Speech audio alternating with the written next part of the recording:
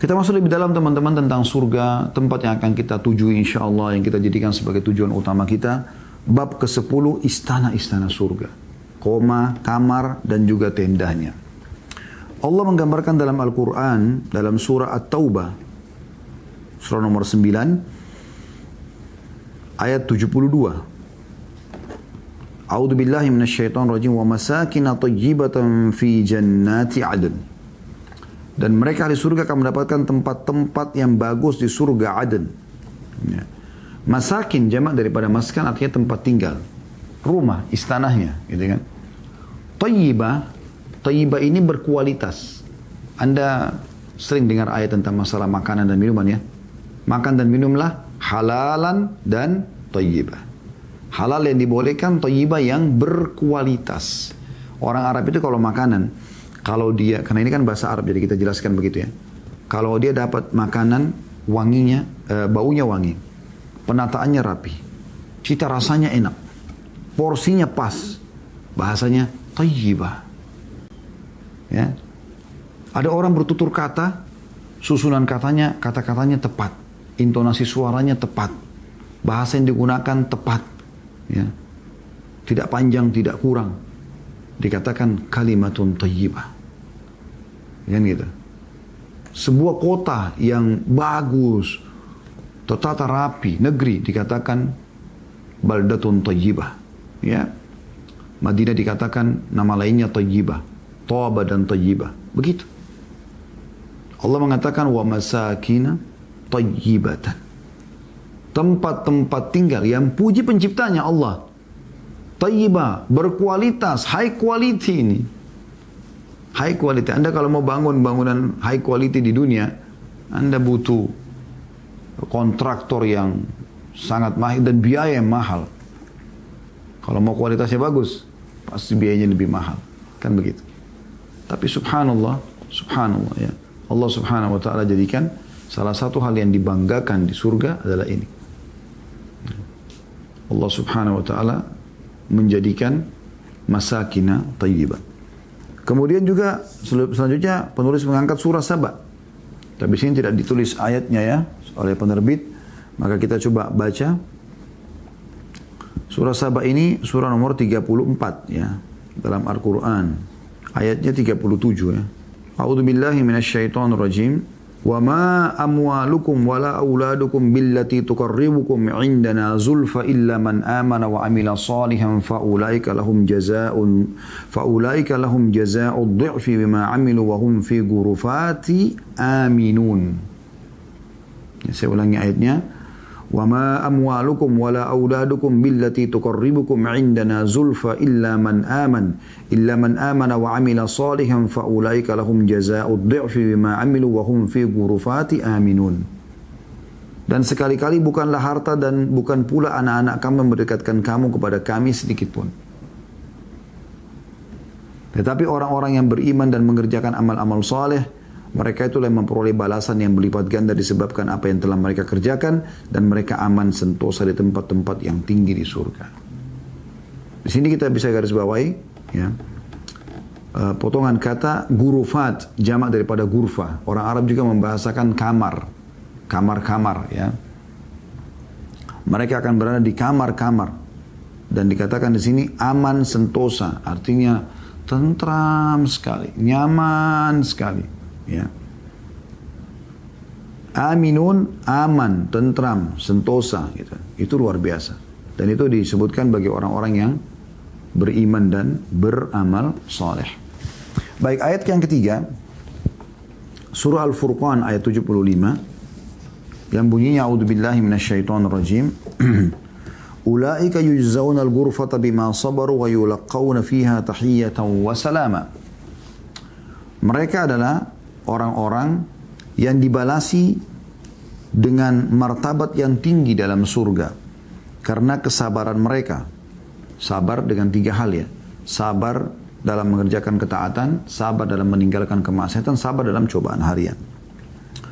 Mereka itulah orang yang dibalasi dengan martabat yang tinggi dalam surga karena kesabaran mereka, dan mereka disambut dengan penghormatan dan ucapan selamat di dalamnya.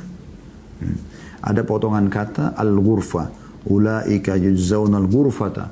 Al-ghurfa di sini dibalas dengan diterjemahkan martabat yang tinggi.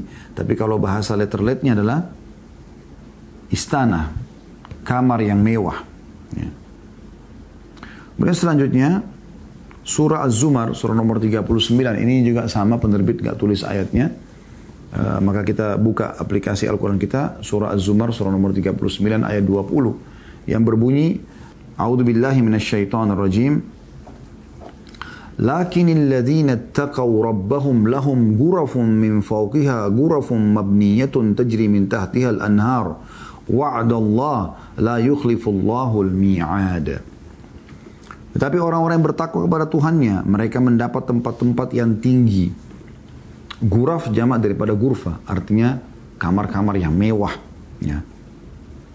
Di atasnya dibangun pula tempat-tempat yang tinggi, yang di bawahnya mengalir sungai-sungai. Allah telah berjanji dengan sebenar-benarnya, Allah tidak akan memungkiri janjinya. La ilaha illallah. Allah sudah sebutkan tentang fasilitas ini, walaupun Allah tidak katakan, Allah tidak memungkiri janjinya, maka kita sudah percaya. Apalagi dengan Allah mengatakan, sudah menjelaskan ini, karena akan dapat nanti istana-istana di surga yang istana, di atasnya lagi ada istana. Ya. Jadi kayak bersusun. Di bawahnya ada sungai mengalir. Anda lihat hotel-hotel biasanya, kalau view-nya, pemandangannya bisa melihat ke laut, biasanya lebih mahal ya. Ke sungai, ke danau, Anda bisa lihat air. Anda tiap hari nanti punya istana yang di depan mata Anda bisa saksikan sungai mengalir. Bahkan dalam surah Muhammad, surah nomor 47 ayat 15, Allah gambarkan di surga itu akan ada lautan dari susu yang tersaring, tidak akan basi. Susu yang tidak akan basi. Madu yang tersaring. Khamr atau minuman anggur yang tidak memabukkan dan air tawar yang manis. Dari lautan inilah empat ini mengalir ke semua sungai-sungai yang ada di istana setiap penghuni surga. Gratis. Yang penting di selama di dunia patuh kepada Allah. Apa susahnya jadi orang baik? Kemudian juga Allah gambarkan dalam surah Ar-Rahman ayat 72. A'udzubillahi minasyaitonirrajim. Hurum maqsuratun fil khiyam. Bidadari-bidadari yang jelita. Jelita matanya bersih yang belum pernah dikucek. Kayak anak-anak kecil kita ya, biasanya yang masih kecil-kecil yang balita. Putih bersih dipingit dalam khiyam. Khiyam itu lebih tepatnya istana ya, atau kemah. Sini terjemahannya rumah. Artinya mereka para bidadari yang putih, yang cantik, yang jelita ini akan ada dalam istana-istana, ya, atau kemah-kemah di situ. Kita dengarkan rincian daripada ayat-ayat ini dari hadis-hadis Nabi SAW, karena memang beliau yang merincikan makna-makna ayat. Ya. Hadis yang pertama dalam bab kita, bab 10 ini istana-istana surga. Nomor 30 dari awal kita belajar, Abu Musa al-Ash'ari radhiyallahu anhu meriwayatkan dari Nabi SAW, beliau bersabda, seorang mukmin di surga sungguh memiliki sebuah kemah terbuat dari sebuah intan yang berongga. Kemah tapi dari intan, bukan lagi kain gitu. Panjangnya 60 mil. Itu bagaimana lebarnya? Ya. 60 mil. Puluhan kilometer. Jadi bukan lagi meter-meteran ya. Puluhan kilometer. Di dalamnya terdapat istri-istri yang dinikmati oleh seorang mukmin, tapi satu sama lain tidak melihat. Jadi dia bisa punya lebih dari satu orang bidadari atau istri, tapi karena besarnya istana itu, ya kemah itu sampai di setiap sudutnya ada istri yang dia tidak perlu saling melihat satu sama yang lain. Hadis ini diriwayatkan Bukhari jadi 8 halaman 264. Dan Muslim jadi 17 halaman 175. Hadis yang kedua dalam bab kita ini, hadis 31 dari awal kita belajar, Abu Musa al-Ash'ari, masih orang yang sama radhiyallahu anhu, meriwayatkan sabda Rasulullah sallallahu alaihi wasallam, "Inna fil jannati ghurafan yura zahiruha min batiniha wa batinuha min zahiriha. A'adda Allah ta'ala liman at'ama at-ta'am wa alana al-kalam wa shalla bil-laili wan nasu niyam." Sesungguhnya di surga itu terdapat guraf, kamar-kamar mewah, ya. Suite room, lebih dari suite room gitu. Kita biasa istilahkan gitu kan. Orang kalau masuk hotel-hotel bintang 5 tanya suite roomnya mana. Sesungguhnya di surga atau presiden Rum, ya, macam-macam istilahnya. Sesungguhnya di surga terdapat guraf, kamar-kamar yang istimewa ini, yang bagian luarnya terlihat dari dalamnya, transparan bisa terlihat, dan bagian dalamnya terlihat dari luarnya. Itu disiapkan oleh Allah Azza wa Jal, Allah yang maha mulia dan maha tinggi, bagi siapa yang memberikan makanan, kemudian lemah lembut dalam berbicara, kemudian sholat pada malam hari pada saat orang sedang tidur. Hadis ini riwayat Ahmad dan Ibn Hibban. At-Tirmidzi meriwayatkan dari Ali dan At-Tabarani dalam Al-Kabir dari Abdullah bin Amr bin As radhiyallahu anhu ajma'in, dan juga Al-Mundhiri menyebutkan dalam kitab Targhibnya jilid 2 halaman 24, diikuti oleh Al-Haythami dalam Majma' jilid 2 halaman 254, serta disebutkan juga dalam Sahihul Jami' oleh Albani jilid 2 halaman 220. Teman-teman sekalian, ringan sekali menjadi ahli surga. Lihat, kata Nabi SAW, surga memiliki istana-istana, kamar-kamar yang sweet, persediaan sweet. Apalah istilahnya? Anda coba searching sebentar, kamar Al-Burj, ya, atau apalah hotel-hotel bintang 5 di Dubai, di Abu Dhabi, atau di dunia ini kira-kira yang paling mewah mana. Anda cari kamar yang paling bagusnya. Ini yang kamar di istana surga beri jutaan kali lebih bagus daripada itu. Disiapkan oleh Allah Subhanahu wa taala. Dan sekarang sudah ada surga itu. Neraka pun sudah ada. Sudah kita jelaskan ini. Maka kalau kita berdoa sama Allah Subhanahu wa taala tentang surga, surga merespon langsung, ya Allah, dia minta masuk ke dalam, masukkanlah dia. Kalau kita berlindung dari neraka, neraka mengatakan, ya Allah, hamba-Mu fulan berlindung agar tidak masuk ke dalamku, maka selamatkan dia. Kita sudah jelaskan juga dalam bab neraka bagaimana neraka mengeluh tentang sebagainya membakar atau panasnya, sebagian menimpa yang lainnya. Maka Allah pun mengizinkan neraka bernafas 2 kali, itu yang kalian dapatkan di musim panas yang sangat dan di musim dingin yang sangat. Jadi ada surga dan neraka itu, bukan tidak ada. Dan ini penting sekali teman-teman sekalian. Bahkan pernah kita pelajari hadis yang Nabi SAW mengatakan, tidak ada seorang istri yang menyakiti suami di dunia kecuali istri dari bidadari di surga. Di surga spontan langsung mengatakan, semoga Allah membinasakanmu. Dia hanya tamu di sini dan dia akan menuju kepada kami. Kalau tidak bisa urus suami, biar kami yang urus. Ini suami kami juga di akhirat. Jadi surga sudah ada teman-teman. Jangan hilangkan ini. Cuma dengan patuh. Perhatikan dalam hadis ini disebutkan. Kamar-kamar istana mewah itu disiapkan. Yang pertama bagi orang yang suka memberi makan. Traktir. Wahai orang-orang yang masih bakhil. Pelit. Selalu mau ditraktir oleh temannya. Bayar, Anda yang kekasir bayar. Traktir orang. Beri makan. Disiapkan untuk orang yang memberi makan. Jangan lewatkan 1 hari kecuali Anda sudah memberi makan kepada orang. Beri makan, tidak ada sulitnya. Wahai para suami, royal sama istri, berikan makan dan minum kepada mereka. Istri, masakan yang enak buat suami. Ketemu orang miskin, orang susah dari keluarga, bantu mereka, kasih. Jangan tidak. Memberi makan pahalanya besar. Dalam sebuah hadis yang lain riwayat Muslim, pada saat ditanya oleh seorang sahabat, ya Rasulullah, ayu islamin khair? Perbuatan apa dalam Islam yang paling besar pahalanya setelah yang wajib-wajib? Kata Nabi SAW, tut'imut ta'am. Kau berikan makan ke orang. Berikan makan kepada orang. Orang lapar atau tidak lapar. Selama kita lihat berikan makan kepada orang. Apalagi kalau orang lapar, kita dapat pahala 2, memberi makan dan menghilangkan lapar orang. Dan memberi makan teman-teman, dalam surah Insan Allah mengatakan wa yut'imuna at-ta'ama ala hubbihi miskinan wa yatiman wa asira, dan mereka memberikan makanan-makanan yang mereka sukai, ya. Bukan makanan-makanan sisa yang tidak habis gitu, yang tidak ada, yang takut basi atau bahkan sudah expired, kadang-kadang orang baru mau keluarkan. Yang dia suka.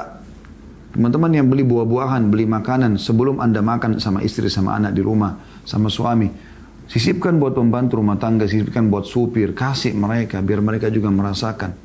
Sering terjadi pencurian makanan dari kulkas dari mereka karena mereka tidak dikasih. Mereka tidak dikasih, saudaraku. Kejar pahala, berikan makan kepada orang. Kemudian yang kedua, lemah lembut dalam berbicara. Sampai kata Nabi SAW dalam sebuah hadits Bukhari, laisa sur'atu bil ghadab. Bukan keperkasaan, kejantanan, kehebatan, ya, kebijaksanaan dinilai dari mencak-mencaknya orang, marah-marah. suaranya lantang, teriak-teriak seperti preman yang tidak jelas gitu, ya. Walakinna sur'atu man malaka nafsu indal ghadab. Justru orang yang dewasa, yang bijaksana, yang pemberani, semua perkasa adalah orang yang justru bisa mengontrol emosinya pada saat dia marah. Ya. Orang kalau baru belajar bela diri memang begitu, suka macam-macam jalan untuk nunjukin. Tapi kalau orang sudah sampai pada level masternya, enggak, dia tenang, dia enggak buru-buru. Kan orang mungkin tidak tahu kalau dia itu ahli. Nanti kalau terdesak kemudian baru dia keluarkan, ya kan ilmunya. Begitu teman-teman. Jadi enggak perlu, angkat-angkat suara, ribut-ributan, berantem-berantem untuk apa? Saya sering bahasakan, kalau ada yang ajak Anda berantem, tinggalkan dia berantem sama tembok saja. Dia ribut, sudah. Kau pengecut, ya sudah. Terserah, nggak apa-apa, nggak masalah. Yang penting saya tidak mau ribut-ribut. Sampai kata Nabi SAW, aku akan menjadi penjamin, ya, tempat di surga bagi orang yang meninggalkan perdebatan, pertengkaran, walaupun dia benar. Dikasih istana di surga. Kita jelaskan kebenaran, diterima. Tidak diterima, ya sudah. Nggak usah ribut-ribut. Yang ketiga, sholat pada malam hari sewaktu orang sedang tidur. Ini sholat tahajud. Bagi orang muslim yang mau surga, teman-teman, nggak ada malam yang lewat tanpa sholat tahajud. Walaupun baca surah pendek dulu. Bukan saja negosiasi lagi. Nggak ada istilah bagi seorang mukmin yang betul-betul beriman kepada Allah, kejar surga, mengatakan, saya sudah 1 bulan tidak sholat malam. Nggak. 1 malam saya dia luput itu dia sudah kesedihan, sedih luar biasa gitu. Karena bagi dia itu munajat antara dia sama Tuhannya, bagaimana dia bisa luputkan. Hadis selanjutnya, hadis nomor 32 dari awal kita belajar, Abu Hurairah radhiyallahu anhu meriwayatkan Jibril datang kepada Nabi SAW seraya berkata, wahai Rasulullah, ini Khadijah datang dengan membawa bejana yang berisi kuah dan makanan. Jika dia datang kepadamu, sampaikan salam dari Robnya dan dariku kepadanya. Berikan kabar gembira kepadanya tentang sebuah rumah di surga terbuat dari intan, tiada teriakan dan kepenatan di dalamnya. Hadis ini riwayat Bukhari dan Muslim. Wahai muslimah, wahai muslimah, wahai semua kaum wanita muslimah, wahai istri, wahai ibu, wahai tante, wahai saudari, wahai anak, wahai muslimah, renungi hadis ini. Nabi SAW pernah duduk bersama Khadijah, dan saking cintanya dia sama suaminya Rasulullah SAW, dan dia pekah ingin mengejar yang terbaik dari suaminya, maka dia pun tahu dari raut wajah Nabi SAW kalau Nabi itu lagi lapar, Nabi lagi sedih, tahu dari raut wajahnya. Begitu Nabi SAW masuk, Khadijah pamit sebentar ke belakang, khusus untuk menyiapkan makanan kesukaan Nabi SAW. Ini istri yang salihah. Bukan istri yang suaminya datang, masih harus tanya mana makanan. Kadang-kadang jawabannya dengan santai, udah habis. Padahal suaminya lapar. Dan itu juga dari hasil nafkah dari suaminya. La hawla wa la quwata illa billah. Akhirnya cuma digodokin mie instan, selesai. Kejar surga dari suamimu. Khadijah, karena radhiyallahu anha, ini hadis ini gitu ya. Karena tahu Nabi SAW mau makan dan disiapkan makanan terenaknya. Jibril turun khusus dari langit menemui Nabi SAW dan mengatakan apa? Karena perbuatannya Khadijah ini melayani suami dengan baik sampai mengetahui kebutuhannya suami, walaupun suami belum ngomong, sampaikan salam Tuhannya kepadanya. La ilaha illallah. Wahai muslimah, kalau engkau tidak tersentuh dengan hadis ini, hadis apa lagi kira-kira yang kau butuhkan untuk melunakkan hatimu? Ya. Allah kirim salam kepada Khadijah karena melayani suami dengan baik. Dan kata Jibril AS, sampaikan salamku juga. Serta, tidak cukup sampai situ. Sampaikan dia dengan perbuatannya ini akan dapat 1 istana di surga. Ya. Terbuat dari intan. Di dalamnya tidak ada teriakan dan kepenatan. Nggak ada gerah, nggak ada bising-bising, nggak ada, tenang semuanya. Anda kalau nginap di hotel yang di pegunungan, kayak kita di Jakarta mesti di puncak ada hotel yang mewah, Anda masuk, Anda tenang, udaranya sejuk, tenang, Anda enak sekali, istirahat enak, biologis enak, makan minum enak, enak semuanya. Itu istana di surga itu sifatnya begitu. Tidak ada teriakan, tidak ada penat, tidak ada gerah, nggak ada. Kenapa? Karena Khadijah nggak pernah teriak depan suaminya, nggak pernah sorotin suami dengan kata-kata yang kasar. Tidak pernah. Kemudian hadis selanjutnya, hadis nomor 33. Ibnu Abbas radhiyallahu anhu meriwayatkan sabda Rasulullah SAW, "Man bana lillahi masjidan walau kamafhasi qatatin libaydhiha, banallahu lahu baitan fil jannah." Barang siapa yang membangun masjid karena Allah, walaupun seperti rumah burung untuk telurnya. Anda bisa lihat burung kalau buat sarang hanya untuk taruh satu telur kan kecil biasa dari jerami-jerami. Maka Allah akan membangunkan untuknya sebuah istana di surga. Hadis ini diriwayatkan oleh Ahmad, disahihkan oleh Albani dalam Sahih Al-Jami' dan juga diriwayatkan oleh Bukhari dan Muslim. Kejar istana di surga, perbanyak istanamu hai Muslim dengan menyumbang untuk masjid. Anda kalau tinggal di Saudi atau daerah Timur Tengah umumnya, misalnya Emirat, Qatar, Oman, Anda mungkin tidak bisa nyumbang untuk masjid. Karena orang kaya-kaya dan orang sendiri bangun masjid buat dia sendiri. Di Indonesia luar biasa Allah kasih peluang kita raih ini. Ya. Tidak mungkin, saya yakin ada di antara kita yang tidak pernah lewatin teman-teman masjid yang lagi taruh kotak amal di depan masjidnya karena butuh bantuan. Bahkan kita hari Jumat kotak amal sedang dijalankan. Pintu-pintu masjid dipulih kotak amal. Anda pernah lihat kotak amal di Masjid Haram Mekah dan Masjid Nabawi Madinah? Nggak bakalan. Kalau pemerintah Saudi mau buka itu mungkin jutaan miliaran real bisa masuk dari jemaah haji dan jemaah umrah. Dan mereka tidak mau, mereka mau raih pahala sendiri. Burj Sa'ah itu building jam yang besar, itu tertulis besar-besar wakaf Raja Abdul Aziz. Anak-anaknya membeli tanah itu dengan uang mereka, membangun building itu, ada mall, ada hotelnya, semua hasilnya dipakai untuk pembangunan masjid. Mereka nggak kasih peluang untuk orang lain karena mereka mau cari pahala. Di Indonesia kita punya peluang luar biasa, tiap hari kita bisa punya istana di surga teman-teman. Kenapa Anda lewatkan kotak amal pembangunan masjid tanpa nyumbang? Saya kan udah nyumbang kemarin, Ustaz, lewat. Kemarin buku amalmu sudah dicatat, hai Muslim. Hari ini, saat ini kau masih hidup, mungkin kau masih diberikan kesempatan. Dari mana kita tahu teman-teman, mungkin kemarin sudah dapat istana di surga, hari ini kita sumbang dapat lagi istana di surga. Kalau kotak amal itu sebulan 30 hari, 30 kali Anda nyumbang 30 istana di surga. La ilaha illallah. Banyak orang mengharamkan diri dari pahala. Kata Nabi SAW, saya ulangi hadisnya. Barang siapa yang membangun masjid karena Allah, walaupun seperti besarnya sarang burung untuk telurnya saja, Allah akan bangunkan baginya istana di surga.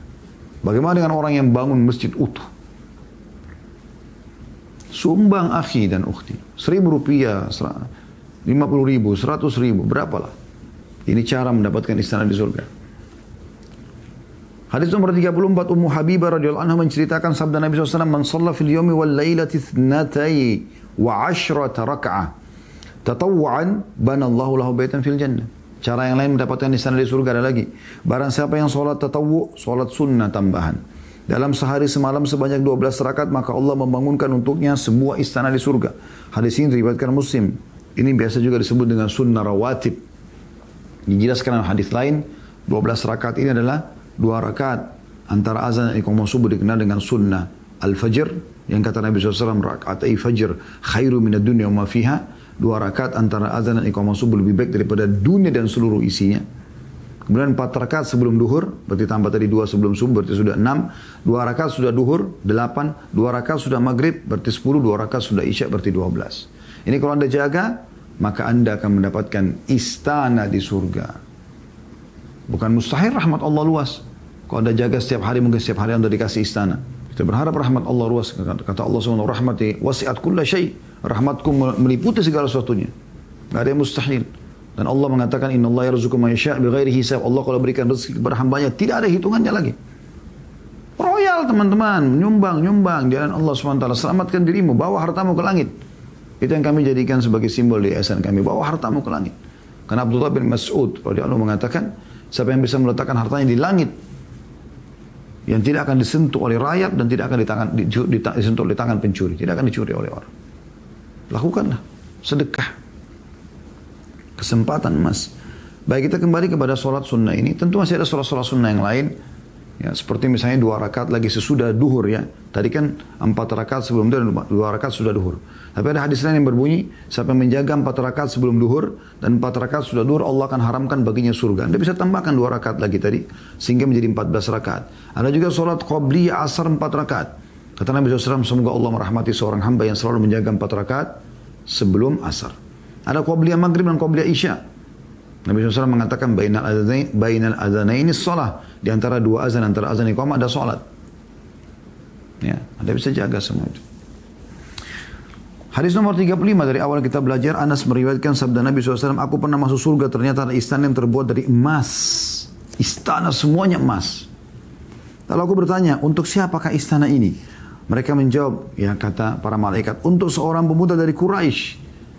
Aku menyangka bahwa akulah yang dimaksud, lalu aku bertanya siapa dia? Mereka menjawab Umar bin Khattab radhiyallahu anhu dalam hadis Bukhari Muslim. Ya Allah, semoga Allah karuniakan kita seperti Umar. Umar bin Khattab tadinya peminum khamar radhiyallahu anhu. Orang yang jauh dari agama, tapi setelah Islam dia memperbaiki Islamnya, dia tunjukkan ketulusannya sampai mati dia istiqamah, diberikan istana dari emas semuanya. Dan itu Umar masih hidup, Nabi SAW diperlihatkan masalah ini.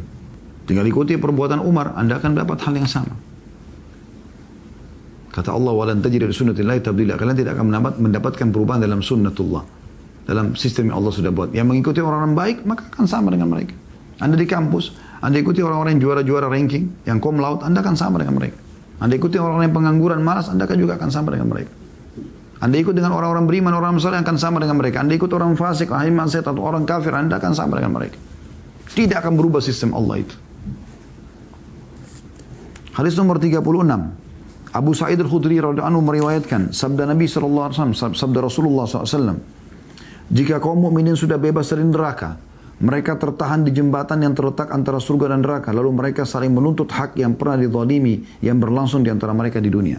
Hingga setelah mereka dibersihkan, maka diizinkan kepada mereka masuk ke surga. Demi zat yang jiwa Muhammad berada di tangannya, sungguh seseorang dari kalian lebih tahu tempatnya di surga daripada tempatnya di dunia. Hadis ini riwayat Bukhari, jilid 5 halaman 96, dan kita tutup dengan ini insyaallah. Kita akan lanjutkan nanti pertemuan akan datang dengan bab ke-11 masalah sungai-sungai dan mata air surga. Teman-teman renungi hadis ini. Kata Nabi SAW, kalau ahli surga mau masuk dalam surga, sudah lewat dari neraka, ada sebuah tempat namanya Qantara. Di situ nanti mereka akan dikumpulkan semua.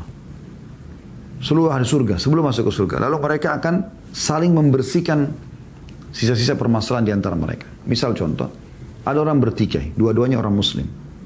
Pada saat di timbangan amal, mereka saling tuntut-menuntut nih. Si A sama si B. Si A misalnya pernah dizalimi oleh si B, maka si A tuntut. Misal contoh, dia pernah digibah, dia pernah difitnah, dia pernah diambil hartanya, dia pernah disakitin secara fisik, apalah. Kemudian si B punya 1000 pahala misalnya. Tuntutan si A ini mewajibkan pahalanya dikurangi 100 diberikan kepada si A. Maka diberikanlah kepada si A. Anggaplah si A juga punya pahala 1000, sekarang dia punya 1100 pahala. Si B tadinya punya 1000, tapi sekarang berkurang jadi 900. Tapi setelah ditimbang pahala si B sama dosanya, misalnya dosanya cuma 300, lebih berat pahalanya, dia masuk surga kan. Nah sekarang si A sama si B ketemu lagi tuh depan surga. Ya. Kalau secara hitung-hitungan dunia, maka si B akan sakit hati dong. Ini si A nih, ambil pahala saya 100. Kan gitu. Nah, Allah bersihkan dulu semua itu. Suami istri yang pernah cerai di dunia, apalah Allah bersihkan. Selama mereka sama-sama di surga, Allah bersihkan semua. Kita tidak akan masuk surga teman-teman, sementara hati kita masih ada penyakit hati. Dendam, iri, tidak ada lagi. Sudah dibersihkan, semua dibersihkan betul-betul. Kita masuk surga itu semua saling sayang, semua saling menghormati, semua sudah melupakan kenangan buruk, tidak ada lagi.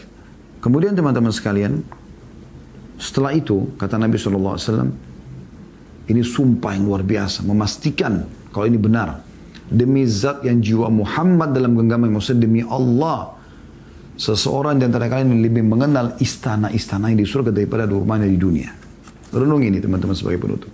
Coba bayangkan. Siapa di antara kita teman-teman yang tidak kenal alamat rumahnya, tidak kenal rumahnya dia. Rumahnya dia loh ya. Jangankan rumahnya dia, kontrakan yang pernah dia ngontrak walaupun cuma beberapa hari dia pasti ingat, oh di sana. Hotel yang pernah kita nginap sewa, kita ingat hotel itu. Bagaimana dengan rumah yang kita tinggal bertahun-tahun? Apa kata Nabi SAW? Nanti pada saat kita masuk surga, kita lebih kenal itu daripada rumah kita di dunia. Pertanyaan sederhana, bagaimana bisa terjadi sementara kan kita belum masuk ke dalam surga? Jawabannya sederhana. Nanti, kalau seseorang antara kita akan meninggal dunia, dalam sebuah hadis disebutkan, maka akan datang malaikat-malaikat, kalau kita mau masuk. Walau meninggal dalam keadaan beriman, insya Allah kita termasuk. Maka, supaya dia tidak takut, malaikat ini memperlihatkan apa yang akan dia dapatkan ini loh sholatmu, ini loh puasamu, ini segala macam, dan kena kubut ini kau akan masuk surga. Maka dia rindu ingin bertemu dengan Allah. Allah pun rindu bertemu dengannya, lalu kemudian dia meninggal setelah itu. Kalau orang kafir, Allah perlihatkan dosa-dosanya, Allah perlihatkan dari malaikat akan memperlihatkan ini neraka, maka dia pun benci bertemu dengan Allah, benci mati, Allah pun benci bertemu dengannya. Kata Nabi SAW, siapa yang rindu ketemu dengan Allah, Allah akan rindu bertemu dengannya, dan siapa yang benci ketemu dengan Allah, maka Allah pun benci kepadanya. Ini maknanya. Setelah itu masuk ke dalam kuburan. Kata Nabi SAW, kalau orang mukmin maka akan diperlihatkan istananya di surga. Lalu dikatakan, Allah berfirman kepada para malaikat, bentangkan permadanya dari surga, lalu sampailah kepadanya bau wangi. Jadi setiap hari di kuburan kita lihat surga kita. Berapa puluh tahun, bahkan ada orang sudah ratusan tahun, bukan sudah ribuan tahun orang meninggal dari zaman dulu, zaman Nabi lebih dulu, itu sudah ribuan tahun dia lihat istananya. Jadi pasti dia kenal. Bahkan lebih kenal daripada tempatnya di dunia. Karena tempat di surga tidak akan pernah berubah. Begitu-begitu terus abadi. Kalau di dunia, kita jual rumah kita atau kita meninggal, dibagi warisan, sudah bisa berubah. Kalau kita dihidupkan lagi, mungkin kita sudah tidak kenal kalau sudah berubah bangunannya. Di surga tidak akan berubah. Makanya kita akan betul-betul mengenal istana di surga, lebih kita kenal daripada rumah kita di dunia. La ilaha illallah. Berarti ini memastikan memang surga kita ada. Tinggal patuh saja, saudaraku seiman. Allahu a'lam.